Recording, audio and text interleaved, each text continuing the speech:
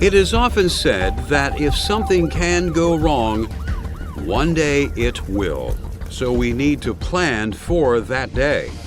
Accidents will happen. Emergencies do occur.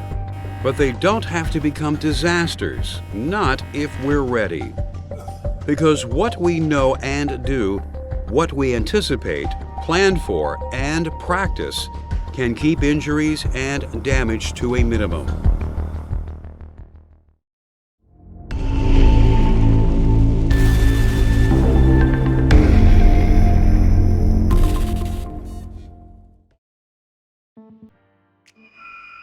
Emergencies can come at us from any direction, at any time.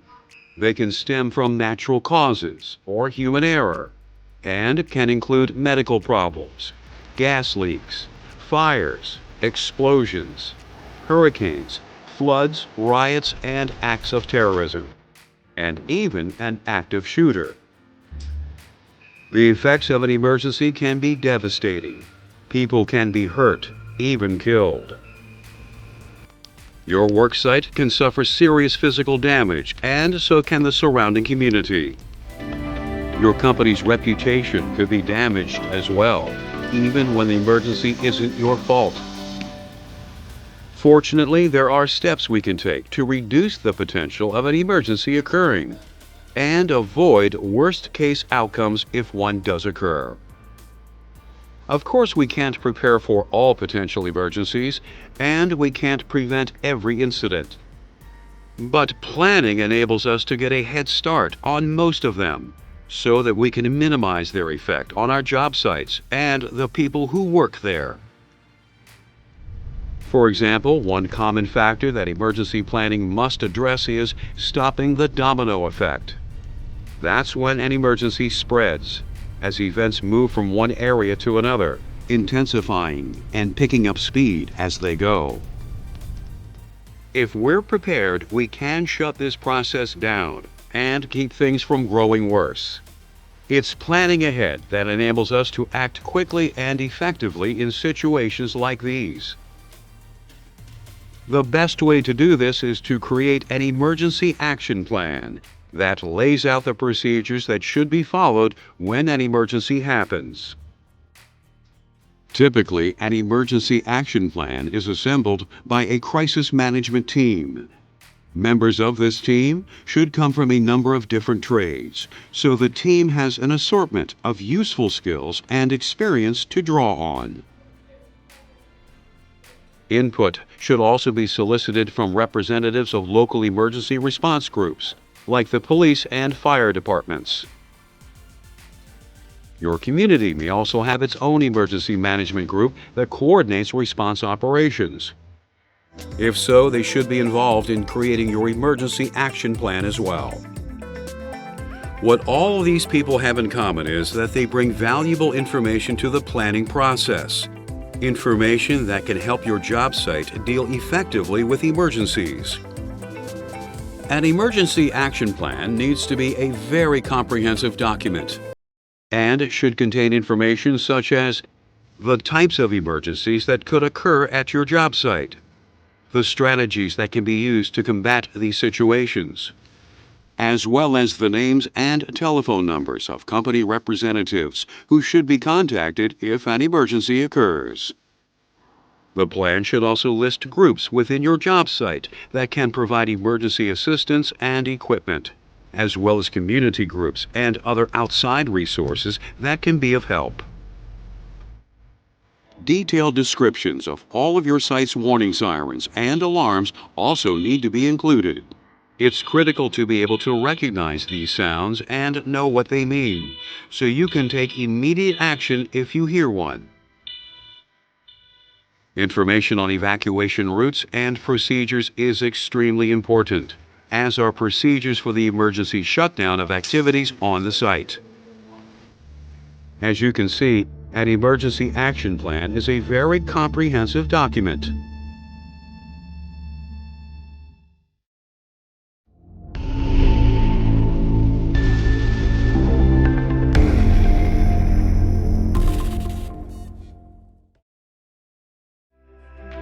Terrorist activity is one type of problem that many construction companies are focusing more on in their emergency planning nowadays.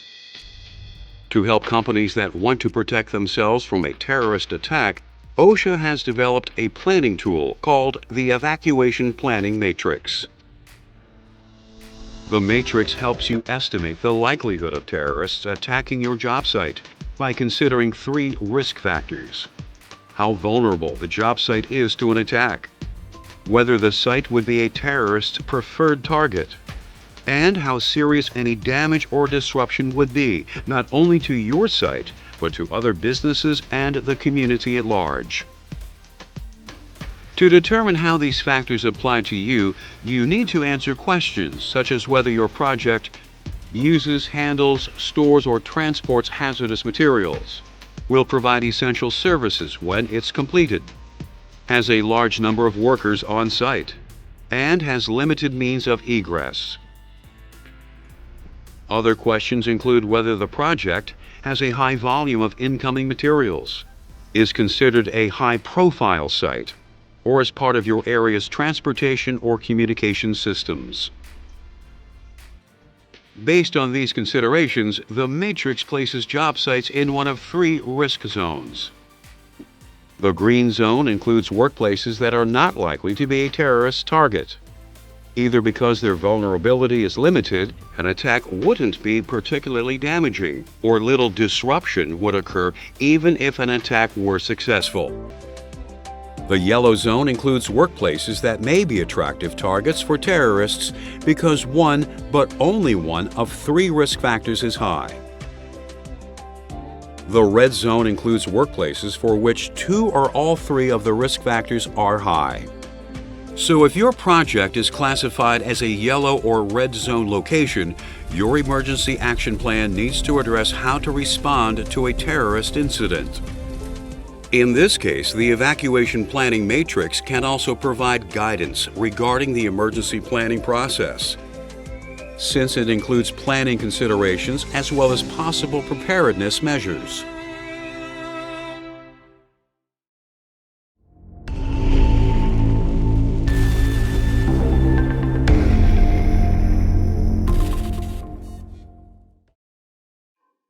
Active shooter incidents are a relatively new situation that companies have to address in their emergency action plans. Sometimes these situations can be tied to a specific company or location. Other times they appear to be completely random. The one constant about active shooter attacks is that they are unpredictable, which means that a job site and the people on it must be prepared to protect themselves at all times. As with terrorist attacks, one key to this is to control the access points to your job site. So a crisis management team will make sure that all entrances are identified and either require passcodes or keys to enter, or are monitored in some way. One of the things that all employees should do is to start practicing situational awareness. This means that everyone should be aware of their environment, including where all of the available exits are. Pay attention to what is going on around them, and look for things that seem odd or out of place. Employees should also be provided with information regarding what to do if a shooter does appear. So this should be included in your job site's emergency action plan as well. Studies have shown that if a job site is under attack, the best options for survival are run, hide, and fight in that order, which is why everyone needs to know where their closest exits are. If there is no good way to escape, the next alternative is to hide. A room with a door to lock or barricade is best. Employees should be told to shut off the lights and turn off any sources of noise, such as a radio or television that would attract a shooter's attention. If closing themselves in a room isn't possible, hiding behind a large piece of equipment or other heavy object is the next best thing. They should try to find something heavy and solid that looks like it could stop a bullet. If it can be done without the shooter hearing, 911 should be called as soon as possible. The police need to be advised that there is an active shooter situation, where your job site is located and where the shooter appears to be. Then everyone's phones should be put on vibrate or shut off. If running or hiding are not viable options, employees should be prepared to fight. People are often reluctant to consider this, but the alternative can be to surrender your life to the shooter, so they need to know some of the basics. The shooter should be attacked with whatever weapons are available. A piece of wood, a pipe, even your fists. Blows should be aimed at the shooter's face, eyes, neck, shoulders, and arms. If there are multiple people in the area, everyone should attack the shooter together. Once a shooter is subdued, everyone should run to safety. Information about how employees should relate to the police as they arrive at your job site should be included in your emergency action plan too. The police will have only sketchy information about the situation, and it will not necessarily be clear to them as to who's who. Employees should always put their hands in the air, empty and with their fingers spread when they approach responding officers. The police will want to know as much as people can tell them about the situation, but the conversations will need to be brief. Any questions that they have need to be answered quickly and concisely. Once they have debriefed everyone, people should move to a safe area and stay out of the police's way.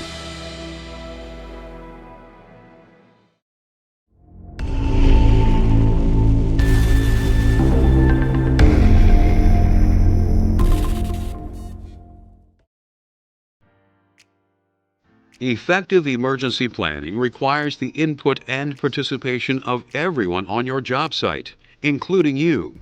So start thinking like an emergency planner.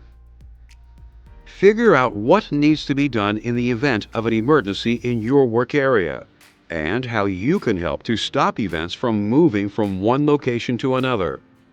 Remember to ask yourself what-if questions, such as, what if a fire spread into my area? Or what if an active shooter came onto our job site? These are the same types of questions that a crisis management team will have asked themselves when they put your emergency action plan together, and will help you to do two things: prepare to take action if an emergency occurs, and spot potential hazards before things become dangerous. For example, once you start thinking like this, you will recognize that signs of future trouble could include a loose electrical connection, a pile of flammable materials, or a broken lock on a security door, any of which could eventually result in an emergency situation. Maintaining a rigorous monitoring and preventive maintenance program is another important facet of emergency planning. Making sure things are shipshape can prevent a lot of problems. This includes keeping accurate records of any repair work, because for a plan to be effective, the information it contains must be up to date. Your crisis management team must be made aware of any physical changes that are made in your work area as well. Expansion, equipment modifications, new roads or rail lines. Things like these can significantly alter how an emergency should be handled. So because this information is vital to effective emergency planning, you need to be aware of the proper channels and procedures for reporting changes or any potential problems that you notice.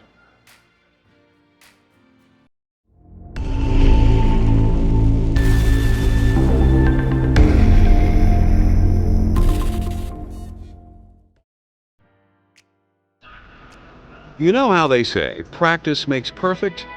This is especially important with emergency planning. Once an emergency action plan is in place, it should be tested in at least two ways.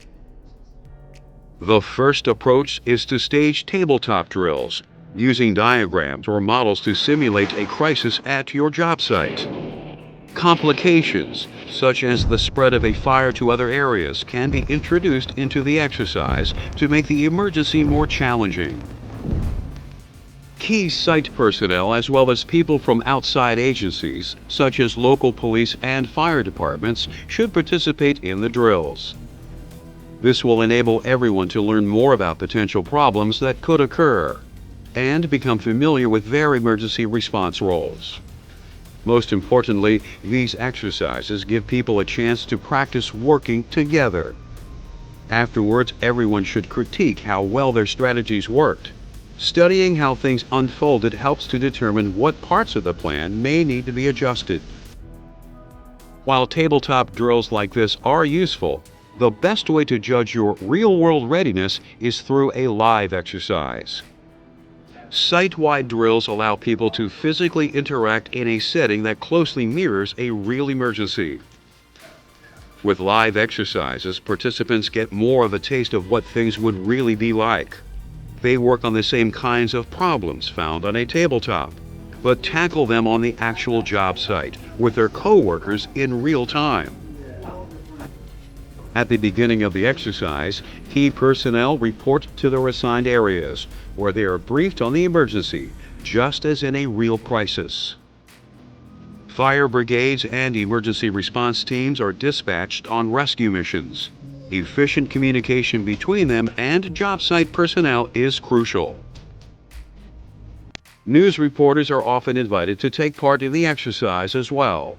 In a real incident, your communications people will need to know how to deal effectively with the press. As with tabletop drills, after any live exercises, how people responded and what occurred as a result need to be reviewed, and any necessary adjustments made to your plan.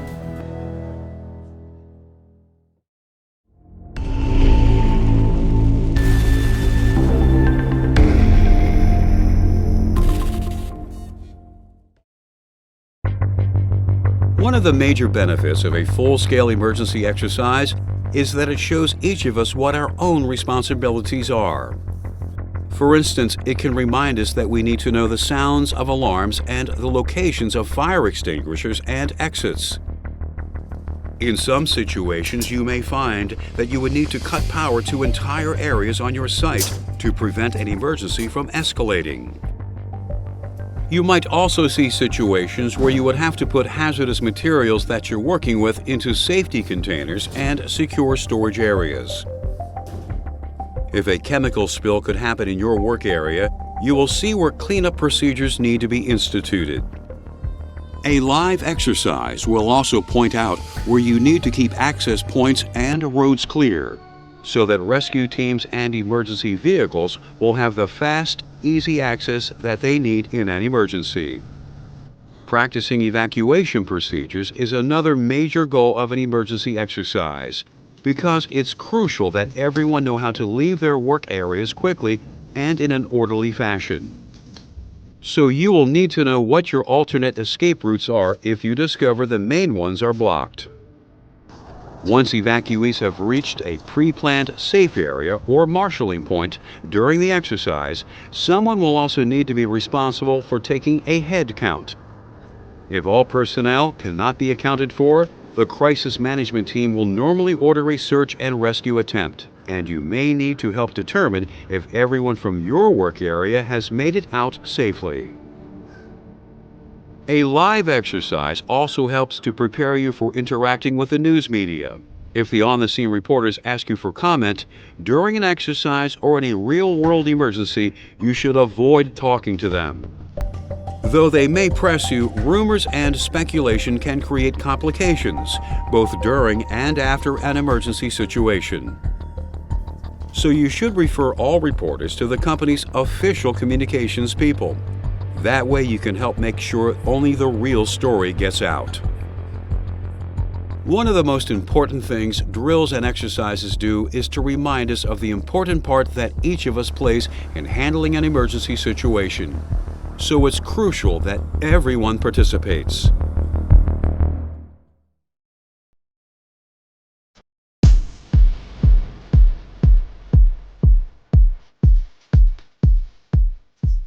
Emergencies almost always catch us by surprise, but if we've done our homework, they don't have to result in disaster.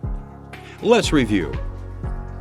Remember that cooperation is the key to creating and executing a successful emergency action plan. Ask yourself what-if questions. They can help you to identify potential problems.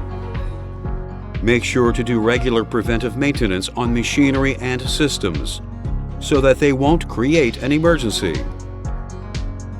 Report any physical changes to your job site that might require your emergency action plan to be revised. Be sure you know the meaning of alarms, the location of fire extinguishers, and your best evacuation routes.